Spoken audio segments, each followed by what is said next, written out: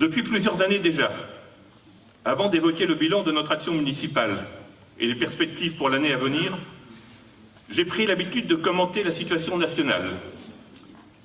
Exception faite toutefois de l'an passé, considérant alors que notre nouveau président et son équipe étaient à la gouvernance de notre pays depuis trop peu de temps pour que l'on puisse porter sereinement un jugement objectif sur leur action. Le silence n'est plus de mise aujourd'hui, et j'ai décidé, pour vous faire part de mes états d'âme, de m'inspirer de Boris Vian, en m'adressant épistolairement au président de la République.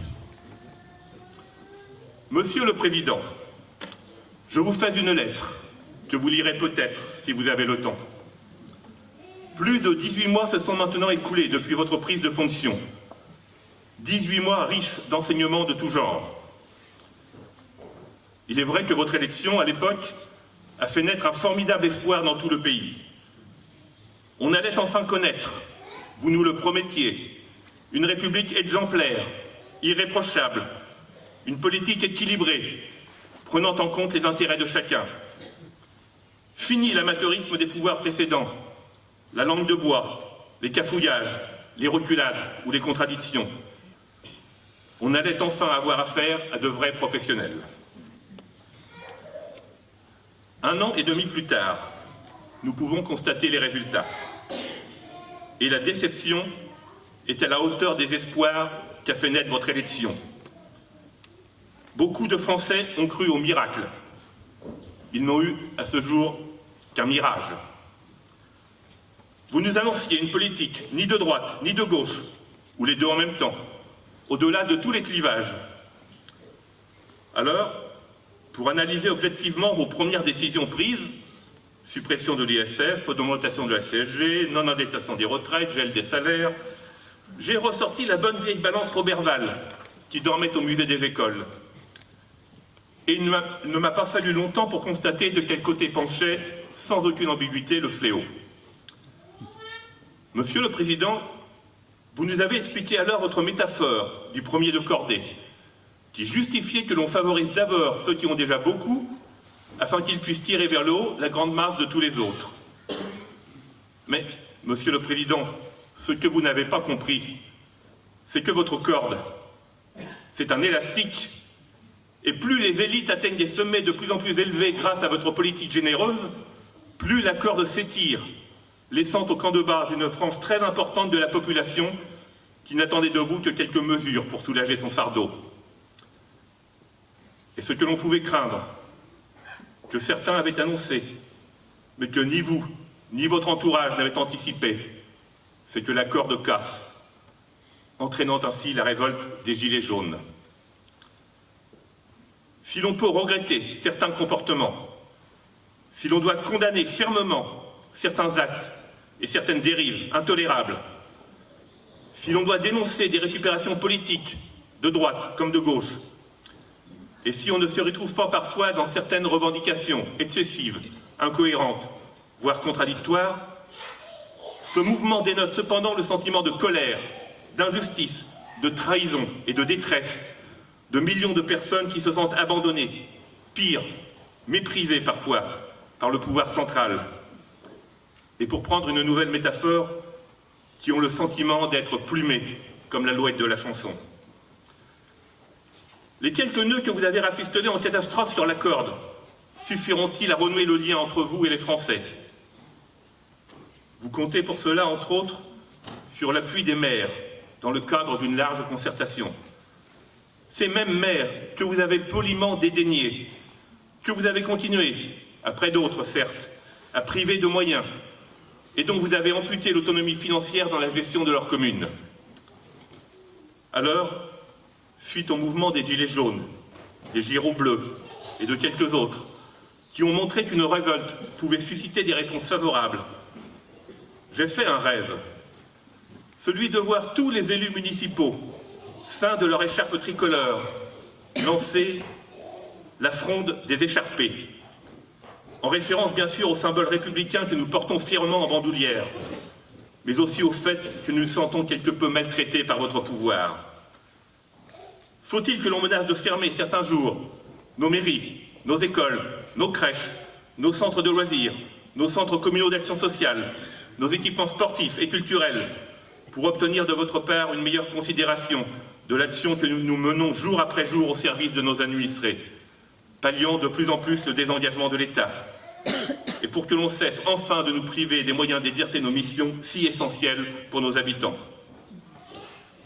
Il serait bien dommageable, je le conçois, de devoir en arriver à cette extrémité. C'est pourquoi je vous demande, Monsieur le Président, de prendre en compte nos revendications légitimes et de ne plus négliger davantage ceux qui sont des piliers importants de notre République et qui ne demandent qu'à la servir avec beaucoup de dévouement et de désintéressement. Veuillez agréer, Monsieur le Président, etc., etc.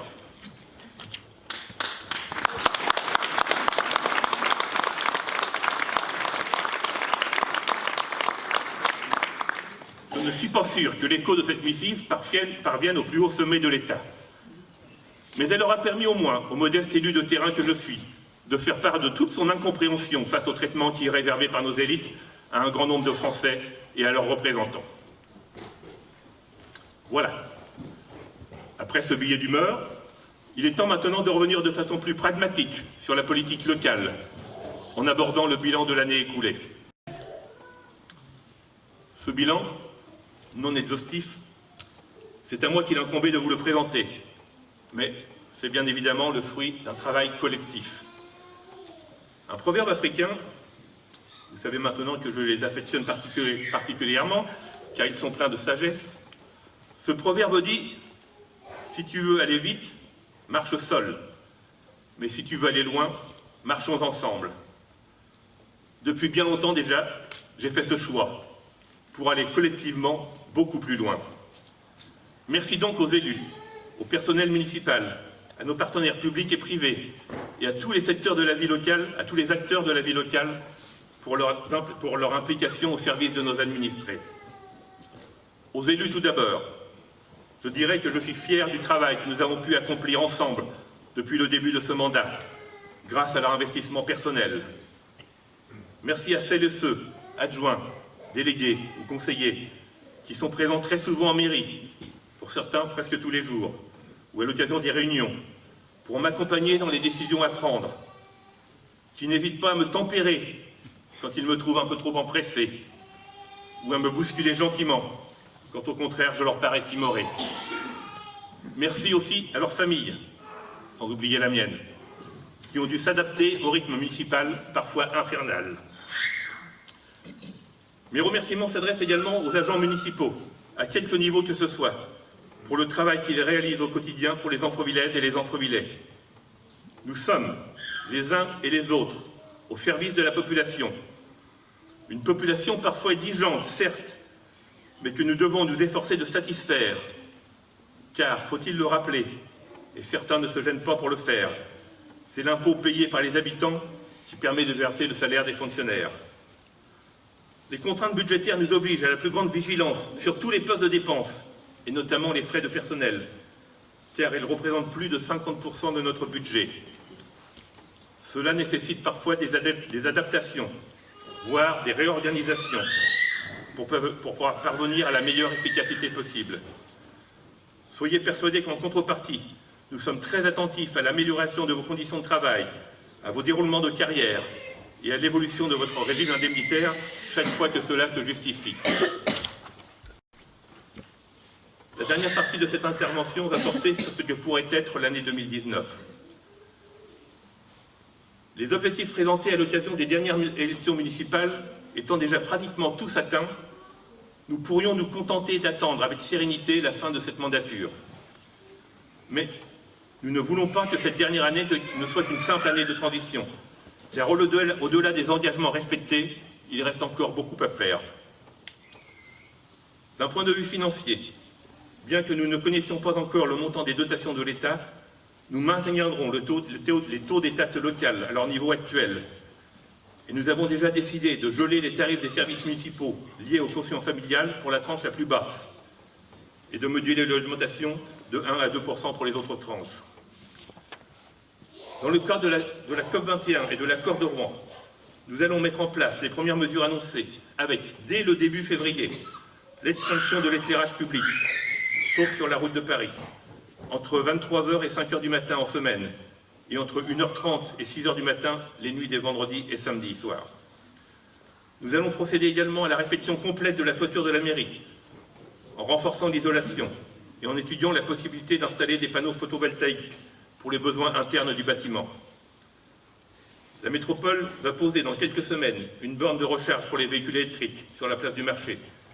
Et nous allons éco-labelliser une première manifestation municipale, le festival Toussautier. Les bâtiments municipaux feront l'objet, comme tous les ans, d'attention particulière pour améliorer leur performance énergétique et leur accessibilité.